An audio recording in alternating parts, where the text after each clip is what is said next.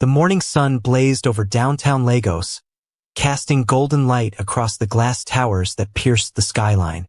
Inside the sleek headquarters of Miles Corporation, the air conditioning hummed softly, and polished marble floors gleamed under recessed lighting. But the atmosphere was anything but peaceful. Mrs. Victoria Hale, the company's executive vice president, swept through the revolving doors like a storm given human form. Her Louboutin heels clicked with military precision, her designer suit crisp and unforgiving. Everyone knew that sound. It was the rhythm of fear itself. She stopped abruptly near the main entrance. An elderly man knelt on the floor, his weathered hands trembling as he wrung out a mop. Water pooled around him, and his shoulders shook with quiet sobs.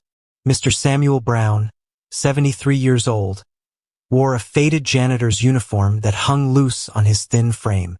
His eyes were red, his face lined with exhaustion and something deeper, grief that had settled into his bones. "What is this nonsense?" Victoria's voice cut through the lobby like a whip. "You're blocking the entrance. Do you know who I am?" Samuel looked up, his voice barely a whisper. "Madam, please, I'm sorry. My hands, they're not working well today. The arthritis."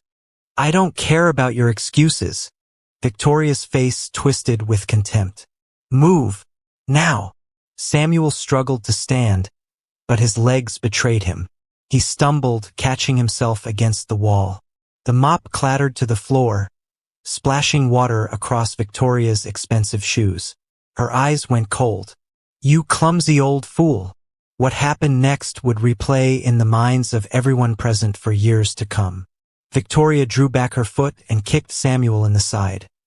Not hard enough to break bones, but with enough force to send the frail man sprawling onto the wet floor.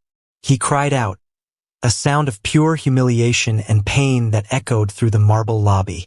His glasses skittered across the floor. The dozen staff members in the lobby froze.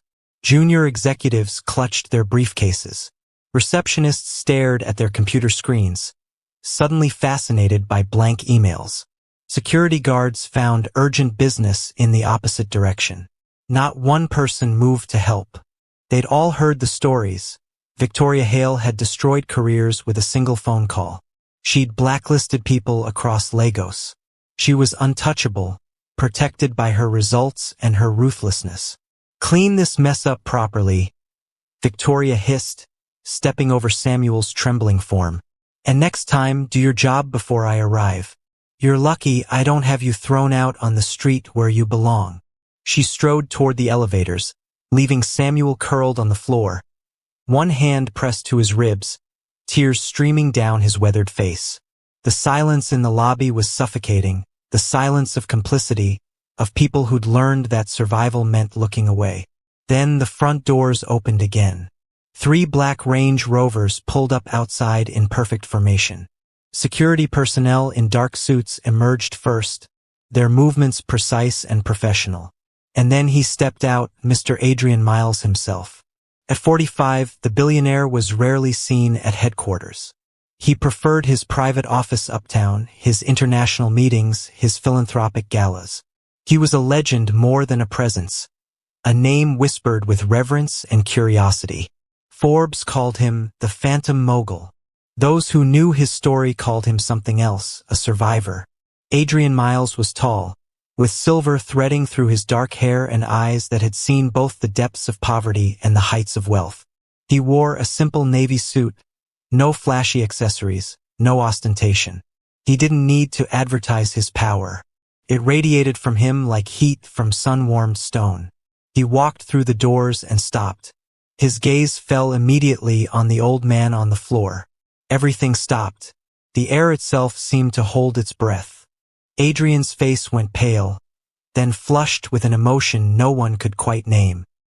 He crossed the lobby in 4 long strides and dropped to one knee beside Samuel, his expensive suit pressing into the wet floor. "Samuel?" His voice cracked. "Samuel, is that you?" The old man looked up, squinting without his glasses. Recognition flickered across his face. "Mr. Miles? I'm sorry, sir. I'll clean this up." "No." Adrian's voice was steel wrapped in velvet. He turned to his security chief. "Get medical here, now.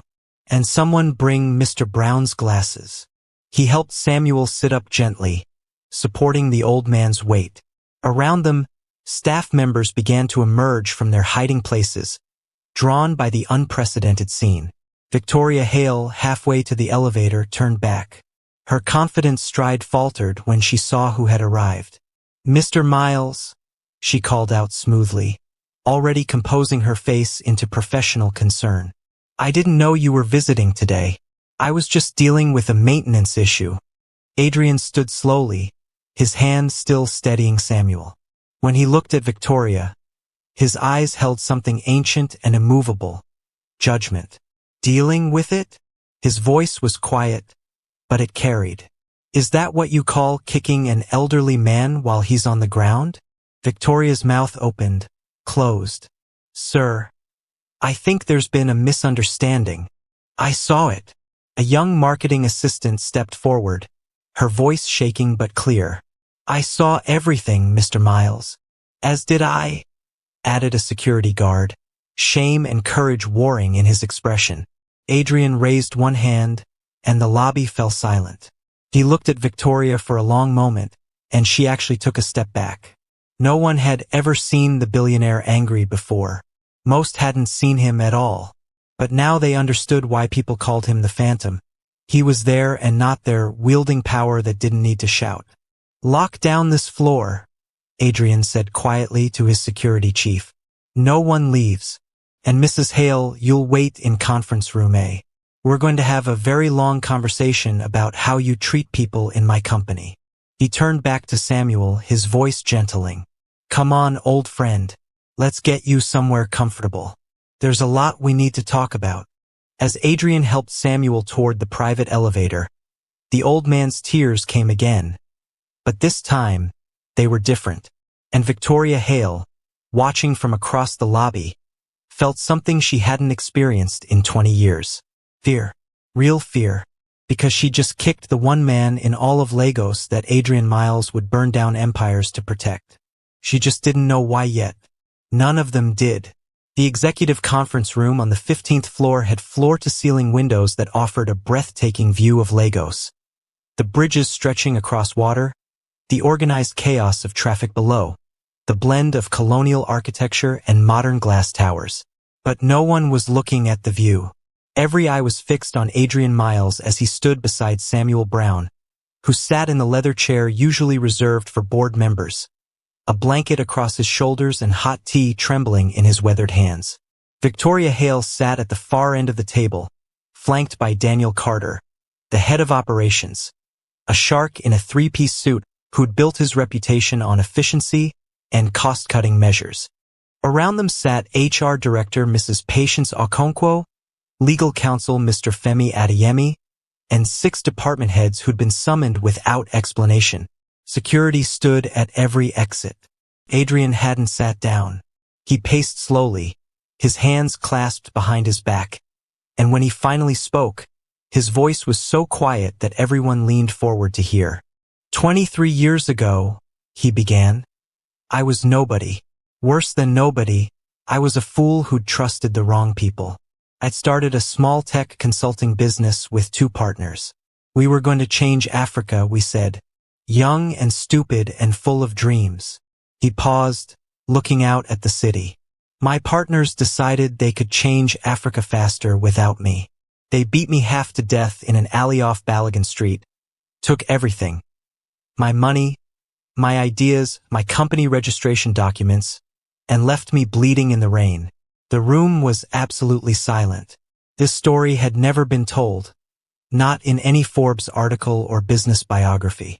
I woke up on a cot in a mechanic's workshop in Mushin. Adrian's voice grew softer. This man, he placed his hand gently on Samuel's shoulder, had found me, carried me on his back through the rain, used his own money to pay a doctor who didn't ask questions, fed me for 3 months while I recovered, kept me hidden from the people who wanted to finish what they'd started. Samuel's hands shook harder. Tea sloshed over the rim of his cup. When I was well enough, Adrian continued. I told him I had nothing. No money, no family, nothing to repay him with. And do you know what Samuel Brown did? Adrian's eyes swept the room. He took his life savings, Nigerian Naira 247,000 he'd been collecting for 15 years to buy a small house for his wife, and he gave it to me. He said, "Young man, you have fire in your eyes. Don't let them kill your fire. Take this money and start again." Victoria's face had gone gray. Daniel's jaw worked silently. That money, Adrian said, his voice strengthening, became the seed capital for Miles Corporation. Every building we own, every contract we sign, every success we celebrate. It grew from the sacrifice of a poor mechanic who believed in a broken stranger. He turned to face the room fully. I became a billionaire because Samuel Brown chose to be kind when he had every reason not to be. Mrs. Okonkwo from HR was crying silently. One of the department heads stared at his hands. I searched for him for 3 years after I made my first million, Adrian continued. Bought the mechanic shop, tracked down his old landlord, hired investigators. When I finally found him, I offered him everything. A house, a car, a position on the board, a percentage of the company. He smiled sadly. Samuel refused it all. He said, I don't want your money, son. I just want to work with dignity. Give me a simple job, respect, and the chance to help others the way I helped you. Samuel spoke for the first time, his voice cracking. My wife was sick. I just wanted medical benefits and honest work. That's all I ever wanted. So I hired him, Adrian said. Not as a janitor, never as a janitor. I hired him as a facilities coordinator with full executive medical benefits, a pension, and a salary that reflected his true value to this company. I set him up in the system personally. He turned slowly to Victoria and Daniel. So imagine my surprise when I decided to visit headquarters today to personally deliver Samuel's 20-year service award. And I find him on the floor, in a janitor's uniform, being kicked like a dog. Victoria found her voice. Mr. Miles, I had no idea who he was. If I'd known. If you'd known, you would have treated him differently? Adrian's voice cut like a blade. So you only treat people well if they're important? Everyone else is fair game for your cruelty? That's not what I meant. Security, Adrian said calmly. Please display the employment records on screen. The large monitor at the end of the room flickered to life. Lines of data appeared, personnel files, payroll records, benefit allocations. Adrian's assistant, who'd been working frantically on a laptop, highlighted several entries in red. 2 years ago, Adrian explained, Samuel Brown's position was quietly eliminated. His title was changed from facilities coordinator to general maintenance. His salary was cut by 60%. His executive medical benefits were removed and replaced with the basic package. The change was authorized by, he leaned forward to read, Daniel Carter, head of operations, and approved by Victoria Hale, executive vice president. Daniel stood abruptly. That was a departmental restructuring. We had to cut costs. We made record profits that year, Adrian interrupted. Try again. Sir, with respect, we can't run a company on sentiment. Mr. Brown's position was redundant. It was a business decision. A business decision. Adrian repeated the words slowly. And did this business decision involve looking into why Samuel Brown, a man who'd never missed a day of work in 18 years, suddenly needed those executive medical benefits? Did anyone ask why his requests for assistance were being ignored? Silence. Adrian nodded to his assistant, who pulled up another file. 3 years ago, Samuel's wife, Grace Brown, was diagnosed with stage 3 breast cancer. The treatment would have been covered completely under his original benefits package. But after your business decision, the basic package covered only 30%. Samuel spent his savings, then his pension contributions. He took loans from loan sharks at 20% interest. Samuel's shoulders shook. I tried to get help from HR. I filled out the forms. but they kept saying I wasn't eligible anymore. They said I'd been reclassified. Mrs. Okonkwo stood up, her face stricken. Mr. Miles, those requests never reached my desk. I swear on my children. I know, Adrian said gently, because they were intercepted. Security team, show us the email trail. The screen changed again. Emails appeared, requests from Samuel, forwarded to Daniel Carter's office, then deleted. Notes from Victoria's assistant. Per Mrs. Hale's instructions, do not process benefit appeals from reclassified staff. Victoria shot to her feet. This is ridiculous. You're making me a villain for enforcing company policy. Grace Brown died 14 months ago, Adrian said quietly. The room went silent again. She died because she couldn't afford treatment. Samuel lost the love of his life because you decided his position was redundant. He turned to Samuel, whose face was wet with tears. I'm so sorry, my friend. I should have checked. I should have known. You gave me so much already, Samuel whispered. I didn't want to bother you. You have never been a bother. Adrian's voice was fierce now. You saved my life. You gave me my future. And this is how my company repaid you. Daniel cleared his throat. Mr. Miles, I understand you're emotional, but you need to understand the bigger picture. When you're running operations at this scale, you can't investigate every sob story. If we made exceptions for everyone with a sick relative, get out. Adrian's voice was ice. You're suspended, effective immediately. Security will escort you out. You have 48 hours before legal proceedings begin. Daniel's face went purple. You can't do this. I've given this company 10 years. You gave this company corruption and cruelty disguised as efficiency. Leave. Now. As security moved toward Daniel, he played his final card. Fine. But you should know. There's more to this story than you think. Ask Samuel about the theft charge. Ask him why he was really removed from his original position. It wasn't just me. His eyes were venomous. Ask him about what happened at the acquisition. Adrian froze. What theft charge? Samuel's face crumbled. Mr. Miles, there's something I never told you. The hospital room smelled of antiseptic and regret. Samuel Brown lay in the bed, oxygen tubes in his nose, monitors beeping steadily beside him. He'd collapsed in the conference room 20 minutes after Daniel's accusation. His heart giving out under the weight of secrets carried too long. Adrian sat beside him, holding the old man's hand, while investigators filled the doorway and Mrs. Okonkwo stood with files clutched to her chest like armor against her own guilt. Tell me, Adrian said softly. Tell me everything. Samuel's voice was a whisper, each word an effort. 15 years ago, you acquired Datalink Solutions. You remember? Adrian nodded. Small company, good technology. We absorbed their staff, kept most of them on. I was working facilities coordination there before you bought it. Samuel's eyes closed. There was a senior manager, Mr. Philip Okoro. He was stealing, padding contracts, ghost employees, embezzling maybe 3 million naira over 2 years. The accountant, a young woman named Chioma, she discovered it. She was going to report him. The monitors beeped faster as Samuel's breathing grew labored. Philip came to me one night, said if I didn't take the blame, he'd make sure Chioma's family suffered.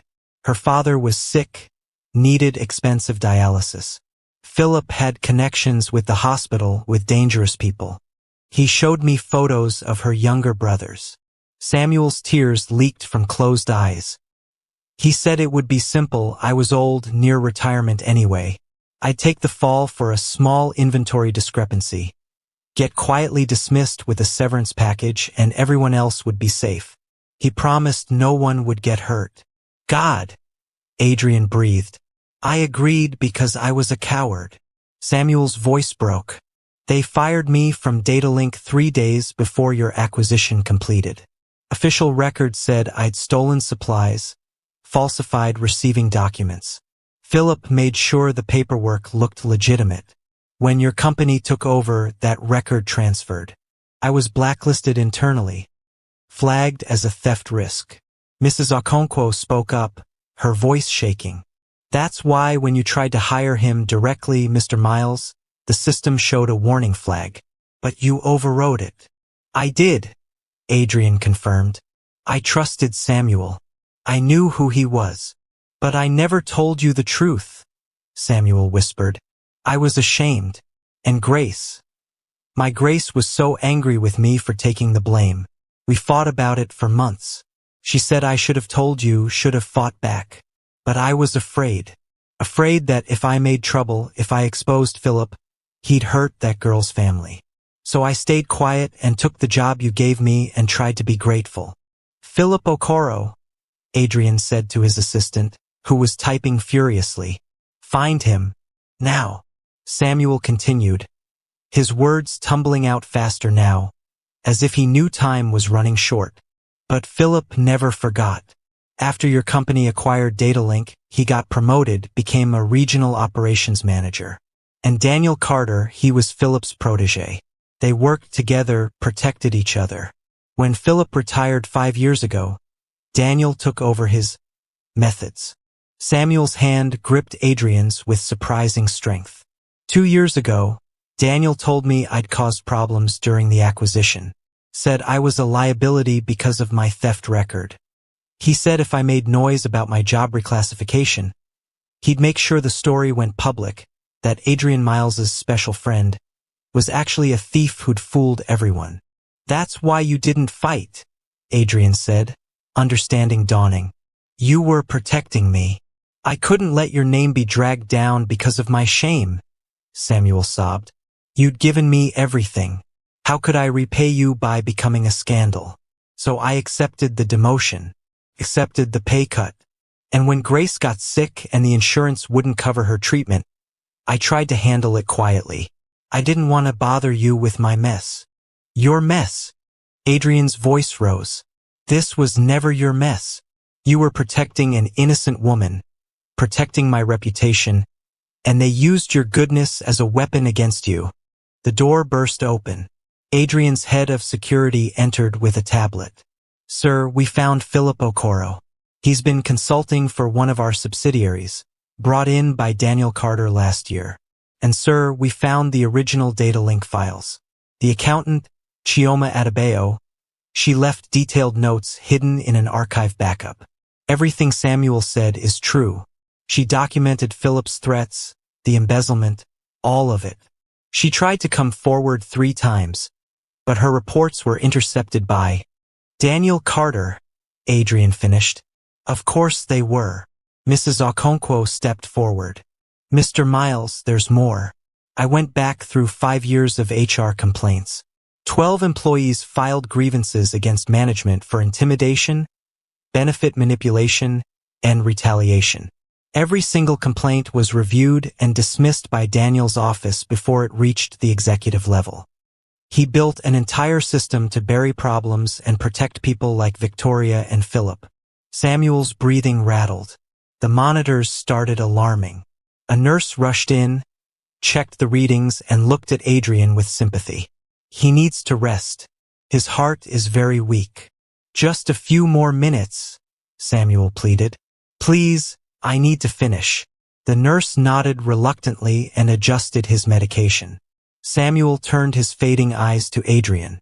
Grace died hating me, he whispered. Not for taking the blame, she understood that eventually. She died hating me because I wouldn't let her tell you the truth. In her last days, when the pain was so bad and the medicine we could afford didn't help, she begged me to call you. She said you deserved to know. But I was too proud, too ashamed, too stupid. His voice cracked completely. I let my wife die in pain because I couldn't admit I'd been weak. That's the real sin I carry. No. Adrian's voice was firm. You were never weak. You were sabotaged by evil men who exploited your kindness. And I swear to you, Samuel Brown, they will answer for every moment of your suffering. Samuel smiled slightly. You're a good son. Better than I deserved. You deserved everything good in this world. Adrian said fiercely. And I failed you, but I won't fail your memory. Samuel's eyes drifted closed. His breathing slowed. The monitor's beeping grew irregular. Then began the long, descending tone that medical staff recognized instantly. Nurses and doctors flooded the room, but Adrian knew. He'd known from the moment Samuel collapsed. Some debts can only be paid with truth, and truth-telling takes the last of a dying man's strength. Samuel Brown died at 6:47 p.m., with Adrian Miles holding his hand and whispering, "Thank you. Thank you for everything. Rest now, old friend. I've got it from here." 3 days later, the front steps of Miles Corporation headquarters were packed with media, employees, and curious onlookers. Adrian Miles stood at a podium, the Lagos sun bright behind him, and spoke with a clarity that would be quoted in business schools for decades. Victoria Hale has been terminated for gross misconduct and abuse of authority. Legal proceedings will determine what criminal charges follow. His voice was steady. Daniel Carter has been terminated and is currently under investigation for fraud, embezzlement conspiracy, and obstruction of justice. Philip Okoro, the architect of a 15-year corruption scheme, will face the full weight of the law. Reporters shouted questions. Cameras flashed. Adrian held up one hand. But punishment isn't enough. Systems that allow cruelty must be dismantled and rebuilt. Therefore, effective immediately, Miles Corporation will undergo complete cultural restructuring. Every manager will be retrained. Every complaint system will be overhauled. Third-party auditors will review every personnel decision made in the last decade. He paused, letting that sink in. And we will establish the Samuel Brown Foundation, a $10 million endowment dedicated to protecting elderly workers, providing emergency medical assistance for employees and their families, and investigating cases where good people have been punished for being poor. The crowd erupted, some in applause, some in shock at the scale of the commitment. "Samuel Brown saved my life when I had nothing," Adrian continued, his voice thick with emotion. "He gave me his future so I could have one, and my company repaid him with humiliation, poverty, and pain. That ends today. In every office, in every building, in every subsidiary we own, there will be a simple rule. We treat people like Samuel Brown treated me, with dignity, kindness, and the belief that everyone deserves a chance." He looked directly into the cameras. "If you're an employee anywhere who's been silenced, diminished, or punished for being vulnerable, speak up. If you're a manager who thinks efficiency matters more than humanity, your time is over. And if you're someone who believes kindness is weakness, learn from Samuel Brown. His kindness built an empire. His goodness changed a city. His memory will protect thousands." Adrian's final words rang out clear. "We succeed not by crushing those beneath us, but by lifting them up. That's the lesson Samuel Brown taught me. That's the legacy he deserves. And that's the company we will become." The investigation that followed exposed a network of corruption spanning multiple companies. Chioma Adebayo, the accountant Samuel had protected 15 years earlier, came forward with her archived evidence. She'd kept it all, knowing someday the truth would matter. Her testimony, combined with digital forensics, brought down not just Daniel and Victoria, but 11 other executives across 3 industries. The scandal became known as the Samuel Effect. 6 months later, the first Samuel Brown Emergency Assistance Grant was awarded to a warehouse worker whose daughter needed heart surgery. The man wept on camera, holding his child, and said, "I never knew people like Mr. Brown existed. Now I want to be like him." That became the foundation's unofficial motto, "Be like Samuel." Adrian never forgot. On the anniversary of Samuel's death, he visited the modest grave in a quiet cemetery and placed fresh flowers. And in the lobby of Miles Corporation headquarters, where an old man had once been kicked and humiliated, there now stood a bronze statue. Samuel Brown in his mechanic's overalls, hand extended in greeting, with an inscription beneath, asterisk, "He gave everything to someone who had nothing. Let us do the same." Asterisk, because that's what love looks like. Not grand gestures or convenient charity, but the choice to see dignity in everyone, to protect those who cannot protect themselves, and to remember that today's powerless might be tomorrow's powerful. And if we're lucky, today's powerful might remember they were once powerless too. That's the story of the kick that changed everything. The cruelty that exposed corruption. The death that birthed justice. And the old man who taught a city that kindness is never wasted. It's just invested in a future we might not live to see. Sometimes the greatest wealth isn't measured in billions, but in the lives we touch when no one's watching. Samuel Brown had nothing, yet he gave everything. He was humiliated, yet he protected others. He died poor in money but rich in character. And that character transformed a company, exposed evil, and created a legacy that will shelter thousands. When you see someone struggling, remember Samuel. When you have power, remember Adrian learned everything from a mechanic. When you're tempted to ignore someone's pain because it's inconvenient, remember that today's forgotten janitor might be tomorrow's greatest teacher. Be kind. Speak up. Protect the vulnerable. You never know when your smallest act of decency might plant seeds for forests you'll never see. If the story moved you, hit that like button. Subscribe so you never miss stories that matter. Share this with someone who needs to remember that goodness wins. And comment below, what's one act of kindness you witnessed that changed everything? Let's build a community that values people over profit, character over convenience, and love over cruelty. See you in the next story. Stay kind.